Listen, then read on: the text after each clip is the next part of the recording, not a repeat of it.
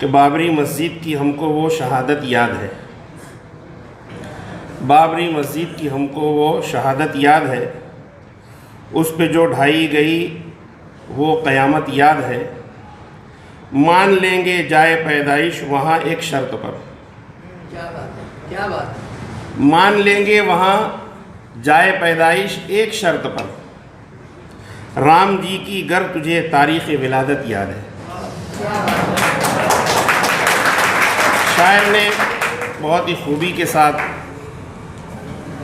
ایک ایسی حقیقت کو بیان کر دیا ہے کہ جو حقیقت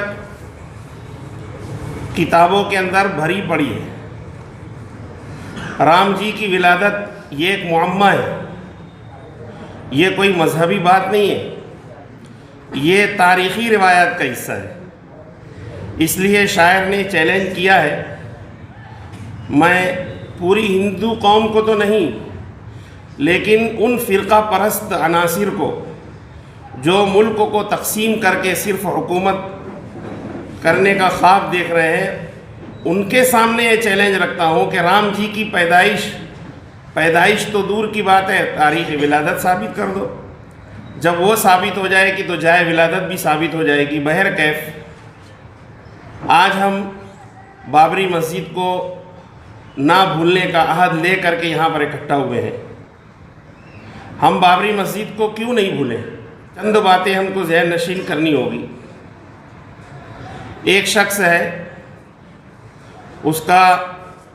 بڑا خوبصورت بہترین عمدہ مکان ہے، وہ اپنے مکان میں رہتا ہے، مکان اس کی ملکیت کا ہے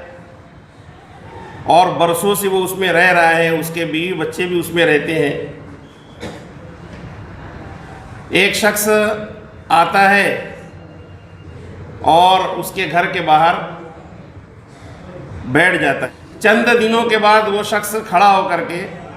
یہ دعویٰ کرتا ہے کہ یہ مکان میرا ہے۔ وہ اپنے دعوے کے دلیل کے اندر صرف اتنی بات کہتا ہے کہ میں یہاں پر بیٹھتا ہوں۔ چنانچہ ارباب عدل و انصاف کے سامنے یہ مقدمہ پیش ہوتا ہے اور وہ شخص ہزار دلائل کے ذریعے سے ثابت کرتا ہے کہ مکان میرا ہے، اس مکان کے کاغذات میرے نام پر ہیں اور اسی طرح میں اپنے بیوی بچوں سمیت برسوں یہاں رہتے آیا ہوں اور میرے باپ دادا یہاں رہتے آئے ہیں اور اب بھی میں یہاں رہتا ہوں اور گھر کا جو اصلی حصہ ہے وہ میرے قبضے کے اندر ہے۔ چند دنوں آپ یہاں پر بیٹھے ہوئے، یہاں بیٹھے بیٹھے آپ نے دعویٰ کر دیا کہ یہ مکان میرا ہے۔ ارباب عدل و انصاف تمام دلائل کو سنتے ہیں اور تمام دلائل کو سمجھتے ہیں اور اس کے بعد جب فیصلہ کرنے کی نوبت آتی ہے تو اپنے فیصلے میں یہ بات درج بھی کرتے ہیں کہ کوئی بھی دلیل ایسی موصول نہیں ہوئی جس سے ہم یہ بات ثابت کر سکیں کہ مکان کے باہر بیٹھنے والا شخص اس مکان کا مالک ہے۔ ایسا کبھی ثابت نہیں ہوا، بلکہ وہ دلائل جو دیتے ہیں ان دلائل کے اندر یہ بات موجود ہوتی ہے کہ مکان کے اندر جو اپنے بیوی بچوں سمیت برسوں سے جو شخص رہ رہا ہے یہ اس شخص کا مکان ہے۔ اس کے باوجود یہ جو باہر شخص بیٹھتا ہے اس کی آتما کو، اس کے دل کو ٹھیس نہ پہنچے، اس کے جذبات مجروح نہ ہو اور بیچارہ مایوس نہ ہو، اس لیے فیصلہ کیا جاتا ہے کہ یہ جو گھر کے اندر مالک بیٹھا ہوا ہے جو اپنے بیوی بچوں کے ساتھ برسوں سے رہ رہا ہے یہ اس گھر کا مالک نہیں ہے، بلکہ چند دنوں سے یہ باہر بیٹھنے والا جو دعویٰ کر رہا ہے اس کے جذبات مجروح نہ ہو اور اس کے دل میں مایوسی پیدا نہ ہو اور اس کی بھی آتما کو شانتی مل جائے، اس لیے مکان اس کا ہے۔ اور آگے بڑھیے، ایک شخص کو گرفتار کیا جاتا ہے اور اس کو کہا جاتا ہے کہ اس نے پارلیمنٹ کے اوپر حملہ کیا ہے، پیشی کی جاتی ہے، برسوں وہ جیل میں رہتا ہے۔ پھر جب عدالت کے اندر اس کا مقدمہ چلتا ہے تو جج اپنے فیصلے کے اندر یہ لکھتا ہے، جج اپنے فیصلے میں یہ لکھتا ہے کہ اس شخص کے اوپر یہ الزام تھا کہ اس نے پارلیمنٹ کے اوپر حملہ کیا، لیکن افسوس کی بات یہ ہے کہ یہ بات ثابت نہیں ہو سکی کہ اس نے حملہ کیا۔ اس کے باوجود پورے ملک کے جذبات پارلیمنٹ ہاؤس سے وابستہ ہیں، پورے ملک کے اجتماعی جذبات کا خیال رکھتے ہوئے اس شخص کو پھانسی کی سزا دی جا رہی ہے۔ بالکل ہو بہو یہی تصویر ہمیں سامنے آتی ہے کہ جب سپریم کورٹ کے 3 ججز فیصلہ کرنے کے لیے بیٹھتے ہیں اور اس میں یہ لکھتے ہیں کہ یہاں پر یہ ثابت ہے کہ برسوں سے مسجد تھی، یہ بات ثابت ہو رہی ہے کہ یہ ملکیت مسلمانوں کے قبضے میں تھی اور ابھی بھی ہے،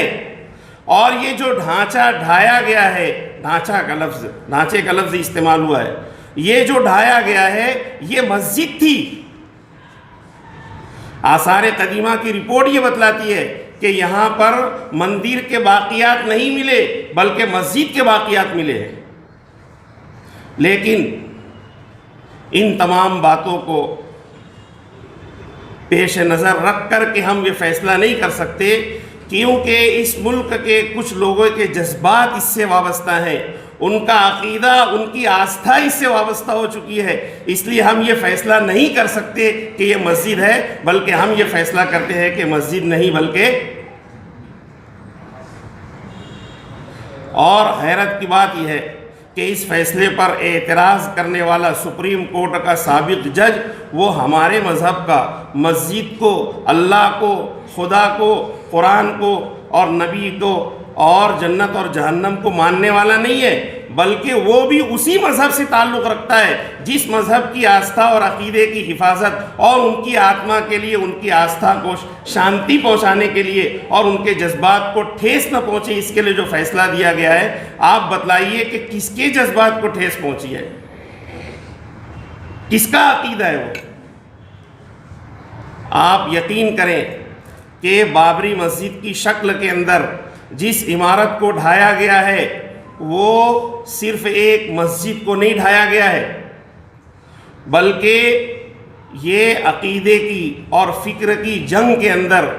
ایک فرقے کے عقیدے کو فتح دی گئی ہے اور دوسرے فرقے کے عقیدے کو شکست دی گئی ہے۔ آج ہم جو یہاں بیٹھے ہوئے ہیں، یہاں اس بات کی وضاحت ہے کہ ہم ایک فکر لے کر کے بیٹھے ہوئے ہیں۔ دراصل آج جنگ جو چل رہی ہے میدان جنگ میں نہیں ہے، میدان جنگ کے اندر فیصلہ نہیں ہو پا رہا ہے کون شکست کھایا اور کون فتح یاب ہوا، بلکہ میدان جنگ جو ہے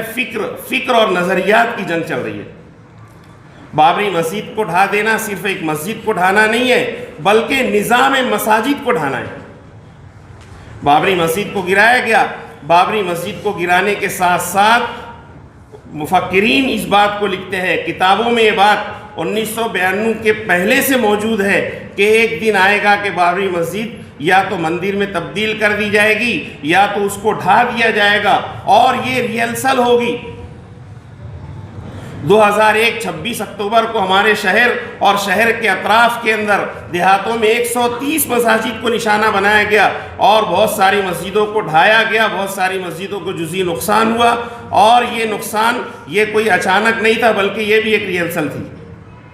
گجرات کے اندر اسی طرح اور بھی مقامات کے اوپر مسجدوں کو ڈھایا گیا، یہ بھی ایک ریہرسل تھی۔ آپ حیرت کریں گے کہ فری میسن کی ایک تحریک ہے، اس تحریک کا نام ہے تحریک نفوذ،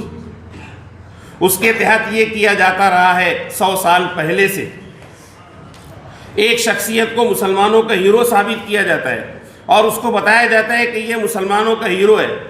اور مسلمان اس کا نام لیتے ہیں۔ صدام حسین کو پیدا کیا جاتا ہے، اس کو منظر عام پر لایا جاتا ہے، اور منظر عام پر لانے کے لیے کروڑوں بچوں کا نام صدام حسین رکھا جاتا ہے، اور دن دہاڑے صدام حسین کو مار دیا جاتا ہے۔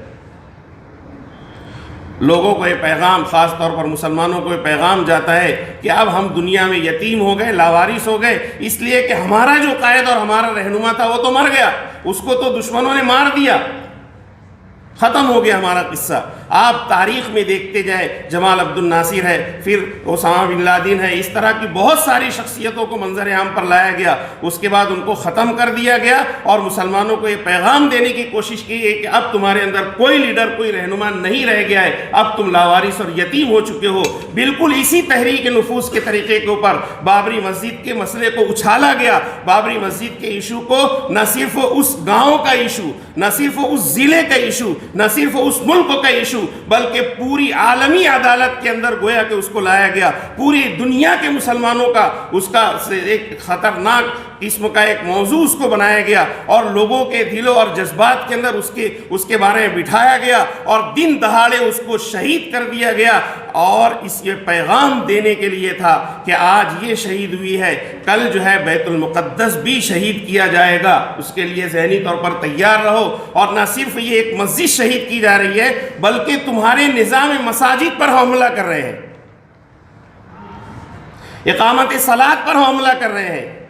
آج کی اس مجلس کے اندر ہم اس بات کو سمجھیں کہ یہ جنگ لڑی جا رہی ہے، اس جنگ کے پیچھے اقامت صلاۃ کا مفہوم بہت واضح ہے. اقامت صلاۃ کا مفہوم بہت وسیع ہے، صرف نماز پڑھنا مقصود نہیں ہے. اقامت صلاۃ یعنی دنیا سے بے حیائی اور منکرات کو ختم کرنے کا نظام.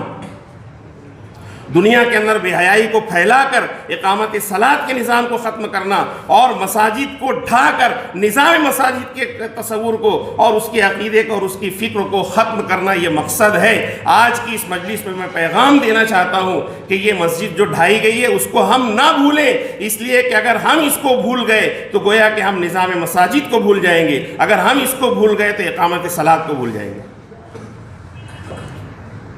یہ اس فکری جنگ کے اندر ہم اسی وقت فتح یاب ہو سکتے ہیں کہ نہ صرف ہم یہ عزم کریں کہ ہندوستانی قوانین کی روشنی میں بابری مسجد دوبارہ تعمیر کریں گے، بلکہ آج سے ہم یہ عزم اور حوصلہ اپنے دلوں کے اندر پیدا کرتے ہیں کہ ہم اقامت صلاۃ کے مفہوم کو سمجھیں گے، ہم نظام مساجد کو سمجھیں گے اور نظام مساجد اور اقامت صلاۃ کو ہم جاری کریں گے. اس طرح ہم دشمنوں کو جواب دیں گے.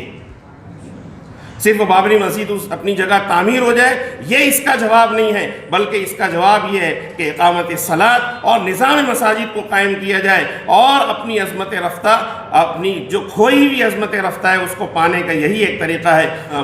تو یہ اصل نہیں ہے، اصل یہ ہے کہ پوری دنیا کے انسان اپنے مالک اور اپنے خالق کے تابعدار اور فرمانبردار بن جائیں. یہ جذبہ بھی ہمیں اپنے اندر رکھنا چاہیے. تو یقین ہے ان کے دل میں الفت اسلام آئے گی. زمین ہند پہ دانش ایک ایسی شام آئے گی، ادھورے خواب کی اپنے وہی تعبیر کر دیں گے،